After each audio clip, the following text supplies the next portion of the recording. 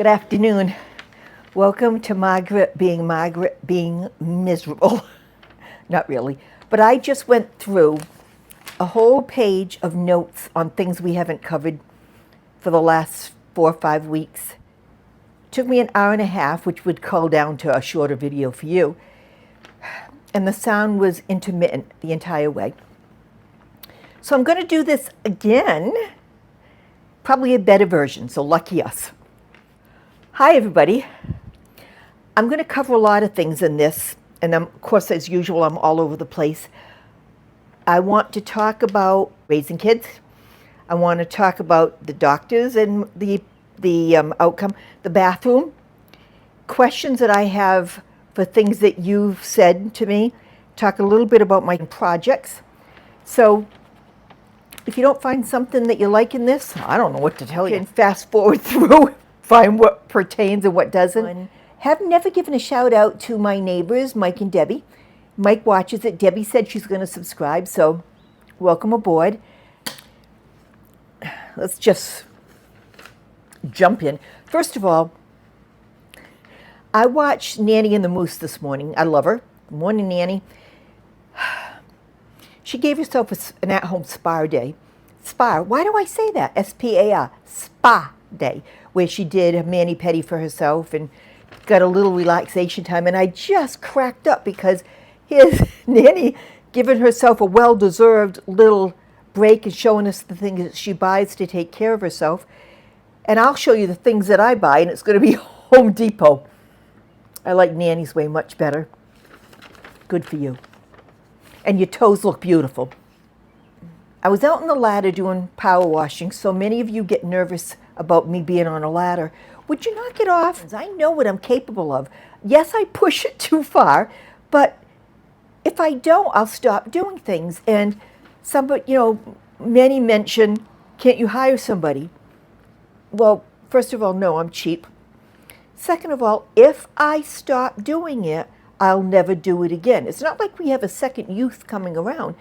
I want to keep challenging myself. I am careful in the way of if I walk up 3 steps in the ladder, I count to make sure I walk down the same 3 steps, because no, I don't trust myself that much. But I'm okay. I can do this. The other thing is, everybody, thank you for this, telling me how much you admire how much I do. I don't do that much. You see me do things for an hour, 2 hours, maybe 3 hours if I'm really good. But the rest of the day, I'm sitting my butt on the couch, my favorite place in the world. So it's not like I have this constant movement going. I have bursts of energy where I force myself off my butt to do something. So if I'm inspiring you to get moving, absolutely. But please don't feel like keep up with Margaret, because Margaret is the laziest person I know. The other thing is, I don't like this, but everybody's got their own opinion. I'm aware of that. It's not my fault that you're all wrong. Asking me why I don't have my kids help. I am so firm on this. My kids didn't ask to be born to me. They owe me 0.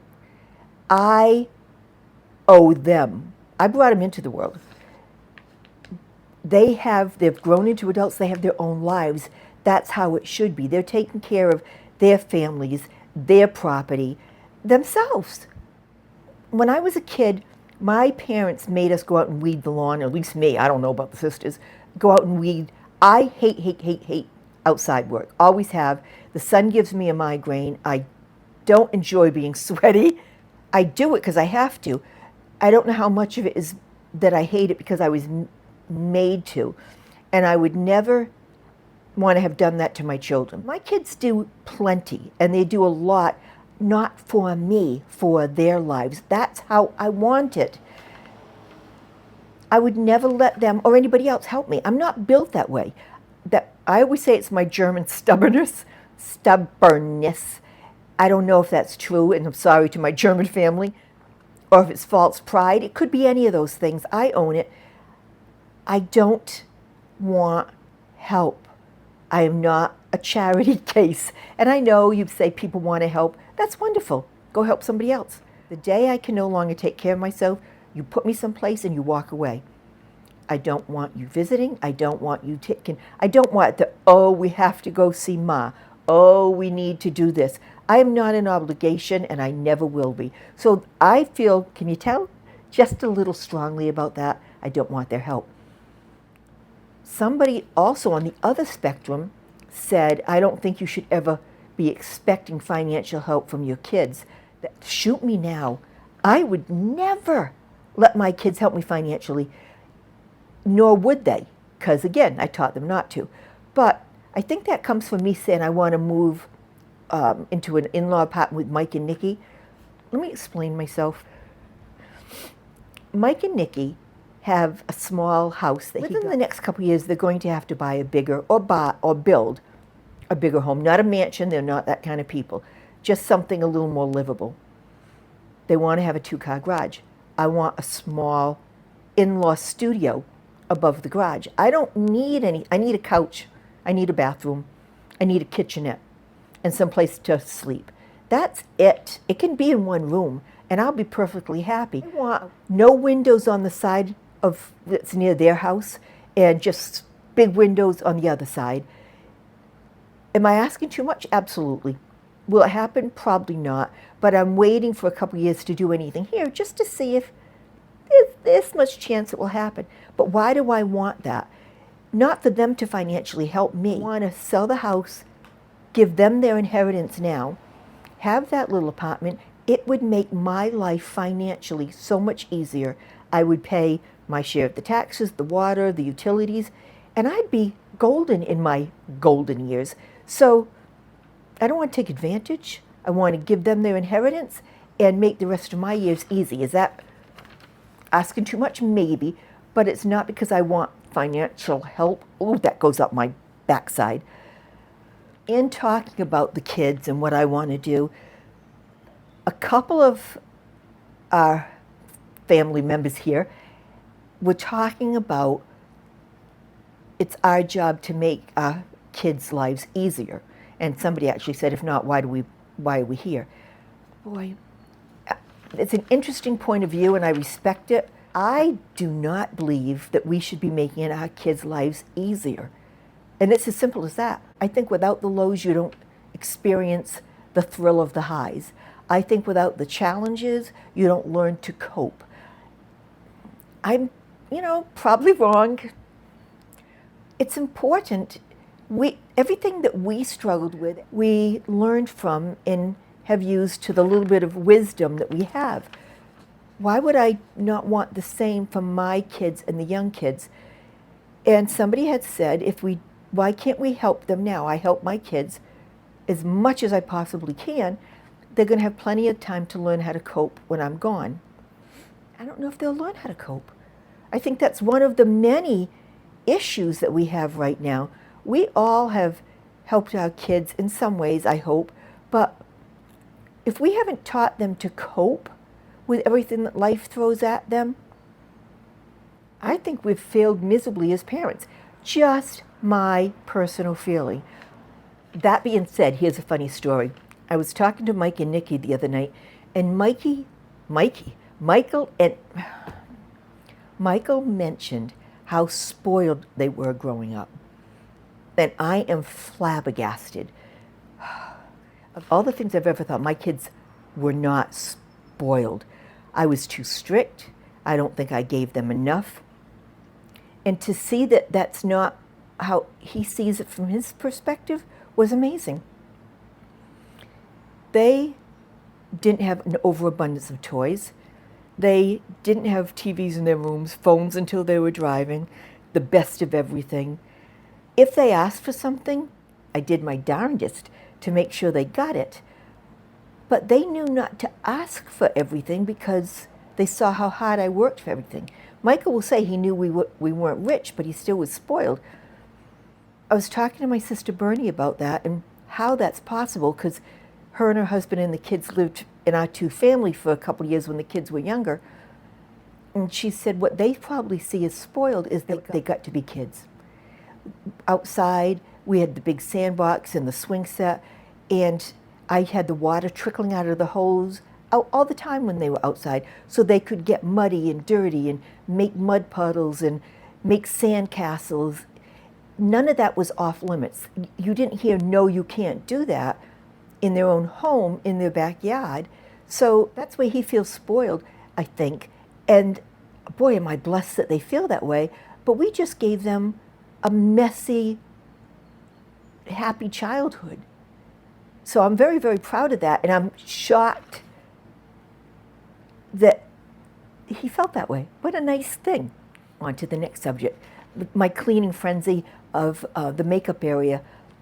I don't do a good job of explaining myself because people mentioned a lot of things that I thought I mentioned, so I just must do it in my head. I didn't throw most of that makeup out because people were saying you should put it aside, use one up, then use another. That's what I did. Everything that went into that big bag that I put in the hassock, I will then take out and use. I'll tell you, I am so happy when I sit down to do my makeup in that little minimalist area. I have thought a couple times, like, oh, I'd love to have that makeup out. I'd love to have that lipstick, and think, no, use what you've got. So it's working out incredibly well. But no, I didn't toss anything that was still good. Boy. Next subject, my cough. People are still concerned with my cough. Now, because I said that, I'm going to start coughing. See, because half of it is psychosomatic. I get nervous when I think about it. My cough is large airway collapse. That's what we've kind of settled on. It's nothing I can do anything about. I live with it. The new steroid inhaler is helping immeasurably, but that's the one that was $297. Everybody was, no after no of, chalk to Medicare. You can get supplemental. There should be something that you can, do. Talk to your doctor, okay. I spent an hour on the phone with Medicare. We went through everything. What kind of supplements? Could I get, other supplemental insurance? Should I do this? None of them will cover this steroid medication. GoodRx and the others, we've, looked at extensively. I'm paying $297 for that med. It was between $500 and $600 with GoodRx and the other ones. I haven't missed anything. And if I have, so has the rest of the world, because my girls have helped me look. There's just nothing. That being said, this is the stupidest thing. I went the other day and picked up my prescription. Somebody had said, or a lot of somebody's had said, talk to the pharmacist. Got to the pharmacist and asked if there was anything I'm missing with this medication, the expensive medication. Her answer was, which expensive one are you talking about? I went, excuse me? The $297? She went, your most expensive prescription is $47. I made her take it out of the bag and show me. It was the bloody prescription that I paid $297 for last month. $297, $47. Explain it to me. She said, do you want me to look into it? I said, heck no, because with my luck, they'd go, mistake, it's $297. So we'll see what next month brings. Over a $200 discrepancy. I don't get it, but we're going to hope that it continues. Other thing, I told you I had my Barry and Swallow. That came out that nothing has gotten worse, nothing's changed. Got my CAT scan results. In 2018, my CAT scan showed one nodule in my left lung. That's your left, Margaret, your left lung. And I had to actually just stop and think about that. Now I have a larger nodule in my middle right lung. None of them they're concerned about. So I'm fine. Nothing's worse. The cough will not get better. Please hear me say that. I hope I made that clear. I'm still getting be careful of the cough, do something about the cough. I can't. But I'm okay. As you notice, I can still do everything. So I'm fine. Cough is what it is. I try not to cough too much on camera. I apologize.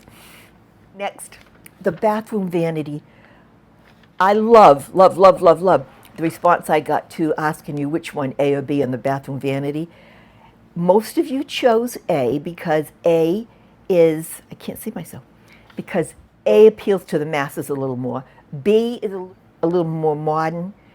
You had a bunch of great reasons for either one. The B that I liked, it didn't touch the floor. which means cleaning is so much easier. The A, you guys cracked me up, said, well, you might want to do that because B has to be attached.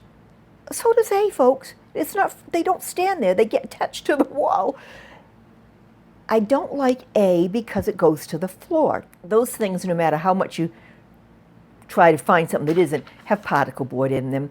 And because the floor gets wet once in a while from the shower, it swells and it's a mess. I don't want that again. The other thing people were saying, get bigger. Bigger is better. I don't want bigger. That's not me. And more storage. I hate storage. Storage to me amounts to fill it with clutter. I never use the vanity for anything except the toilet brush. I don't want things under there. I don't need more stuff. Bigger to me takes up more room. That bathroom is not big and I want it to look a little airier. So I really want the one attached to the wall. However, I can't find, and I have done my due diligence, a smaller one attached to the wall that doesn't have the side faucet that's just really, really tiny. The gentleman came out, his name is Woody, that I'm hoping will do the work with me. We talked about just replacing the vanity with something smaller, opened the vanity up, and there's no tiling behind it, so that's an issue. The floor we checked, the tile does go all the way under, so that's a good thing. Right now I'm pricing out just doing the vanity and putting some matching tile in the back, or close to matching as I could, or ripping out the tub and putting a walk-in shower. Not a walk-in tub, folks, a walk-in shower. That would make it look much more open. I bought a vanity. It's neither A nor B. It's 18 by 12, so it's small, and I'm thrilled. It will look so minimalist. It doesn't just hang on the wall, because I couldn't find one 18 by 12 that was decent. This one goes to the floor, but on little legs, and I'll be able to clean under it. Not as well as I'd like, but I'll be able to clean under it. I ordered it. That will be in the next couple of days. Woody will get back to me with prices. We'll make up our mind which way to go. But the bathroom should be done by fall, and I'm so looking forward to that. I told you I was ordering a shower curtain that matches the curtains that I did on the on the chairs in the dining room. I'll drop a picture of it for you. And that came in. I'm going to cut that down and sew it, just so it goes across the window area. It won't be intrusive.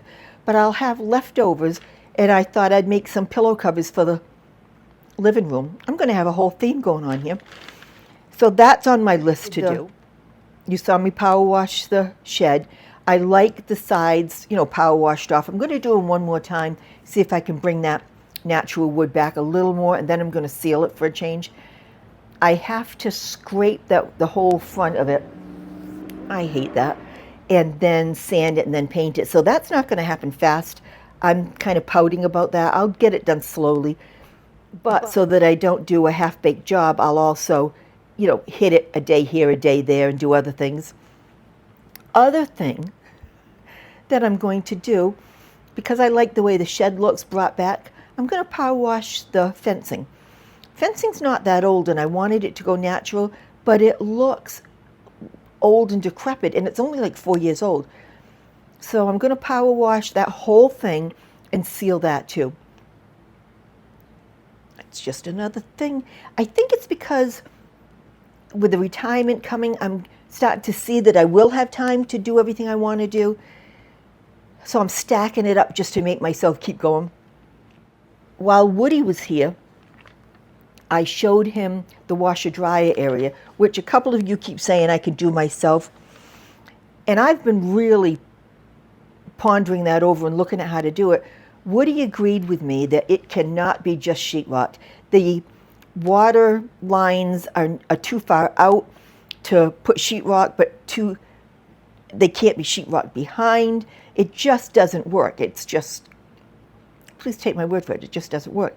Woody said if he were going to do it, he would fill the cavity with insulation, get it, pretty much full, Then take the spray foam insulation, slowly build that up until you close it in, and then shave it all down as much as you can around everything, and it will look like it's sheetrock more or less, and I could even paint it.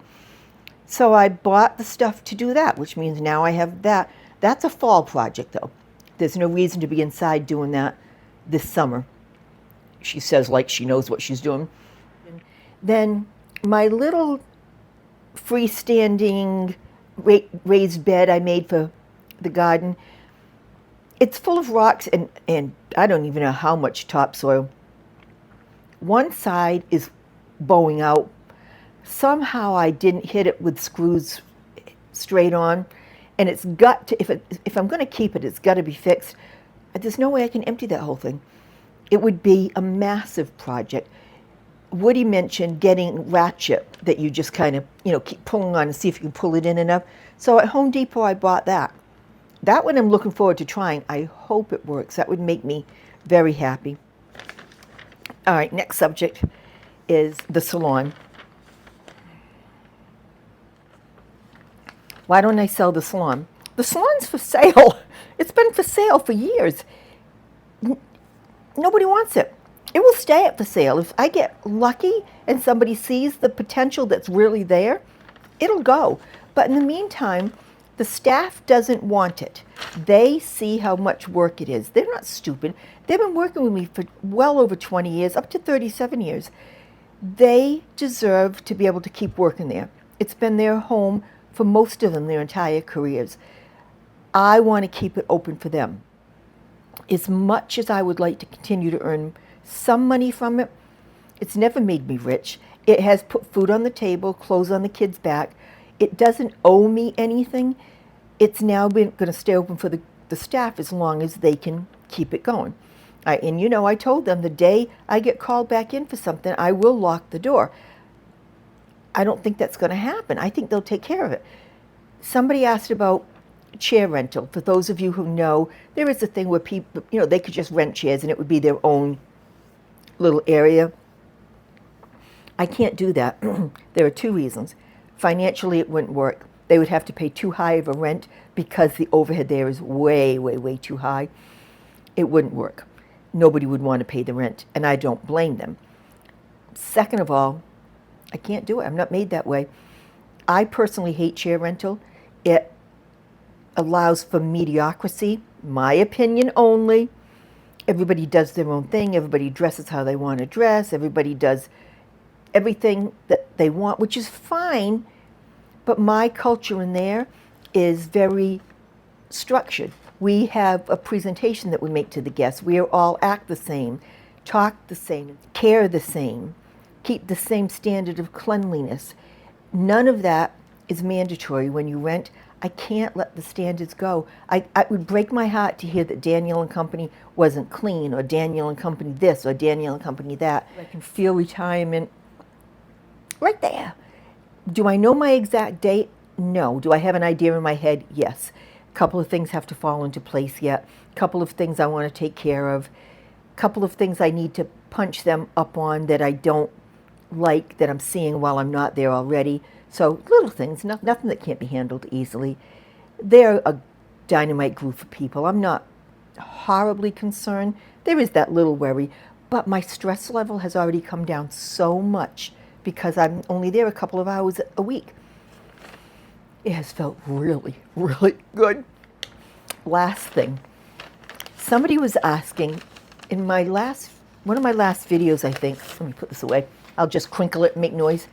One of my last videos, I was talking about how I'm trying to think about ways to end the video when I'm finished, and I could always do what I do at work. And I swear I do this. If you're talking to me and I can feel myself losing interest, or my eyes are glazing over, or I've just said enough, I automatically say, you do know I've stopped listening, and I walk away. And some people are saying, how does that work? Particularly somebody saying, how do you handle that for other people's reactions? Because I would love to do that with some people. And I think that's where you don't get what I do. It's not my job to worry about their reaction. It just isn't. If they get mad, that's on them. If they laugh, that's on them. Whatever. It's on them. I can do it in such a way that they're usually laughing. One of the things people have always said about me is, I can tell you to go to hell in such a way that you laugh and ask for directions. It's a gift. A questionable gift, but a gift. But again, I honestly and truly say, I just go, I'm done listening. Or I'm done talking and walk. The conversation's over. If it's a conversation where we're discussing something that is sensitive, I'm going to listen and listen attentively, or try to listen attentively. I'm not horribly rude. I'll still say, all right, I heard you, or thank you for sharing, followed by, I'm done listening, and I'm gone. If you truly feel that way and say it with a smile and don't mean it hurtfully, it's got to come from a genuine place. You can't be a pissed off puppy and say it and think you're going to get away with it. But again, as with everything in life, and as we get older, hopefully we know this, what we do is on us. How somebody else reacts to it or what they feel about it is on them. Those two lines never blur. Everybody have a good day. Thank you so much for subscribing and sharing. Come back next week because I'm done talking.